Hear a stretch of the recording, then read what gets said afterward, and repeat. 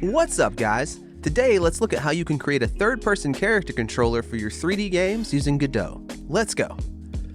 Here in my project, I have a character model created in Blender and animated using Mixamo. If you don't have a character yet, check out my other videos for tips on how to get that set up. So the first thing we want to do is establish the controls we want the player to use to control the character. To do this, open up your project settings and go to the input map. Here, we want to define move left, move right, move forward, move back, jump, and exit. Click the plus icon to define which keys should be associated with each control. For this example, we'll set up the arrow keys and the W, A, S, and D keys to control movement, spacebar for jump, and escape to exit the game. Now, click the plus icon at the top to create a new scene for our player and select 3D Scene. We can go ahead and rename this to Player and save it to the Scenes folder of the project. We'll add a Character Body 3D node as a child and rename it to Player Body. Now, let's drag in the character scene that contains our model and animations. Our player will need a collision shape 3D so it can collide with other objects in the game. So let's add one and select New Capsule Shape 3D for the shape. Position it and resize it around the player. Try to get the bottom of the capsule lined up with the bottom of the character's feet so he doesn't float off the ground.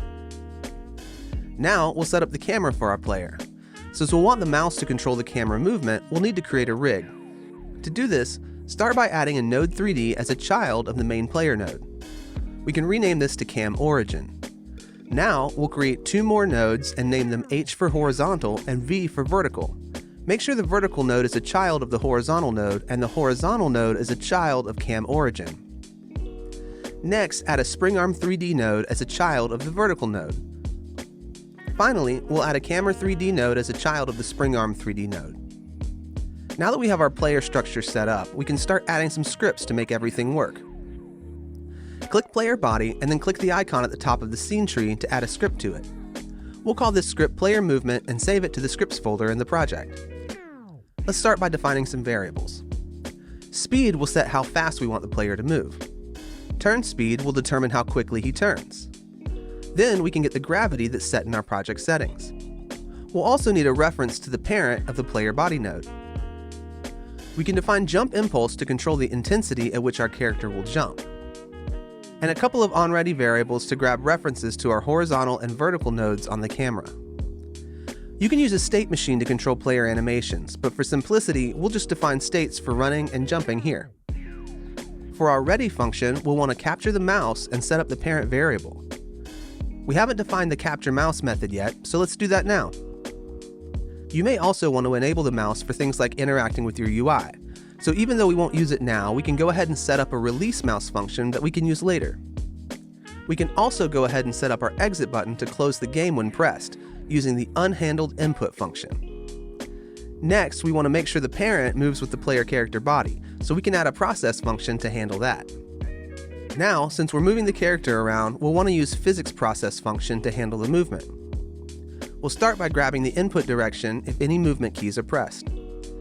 Now, we'll get the direction the horizontal node of the camera is facing and multiply it by the input direction X and Y to figure out which direction the player should be moving. If the player isn't on the floor, we want to apply gravity so they'll fall back to the floor naturally. For this character, I have a falling animation that should play whenever the player is in the air. I've added the second and third parameters here as 0.6 to control how quickly the transition to this animation happens.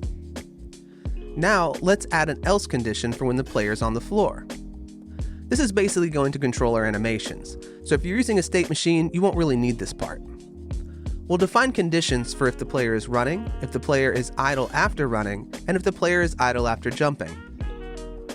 Now, if we have a direction, we want to apply velocity to the player. We do this by multiplying the direction X and Z times our speed.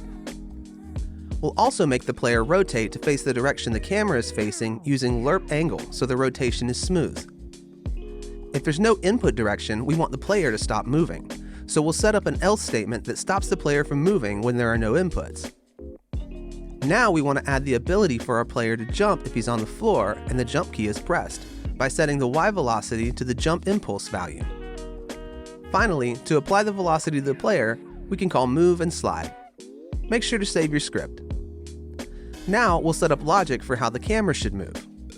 Click Cam Origin and add a script. We'll call this one camera movement and save it to the scripts folder. Go ahead and delete the process and ready functions. Again, we'll start by defining our variables.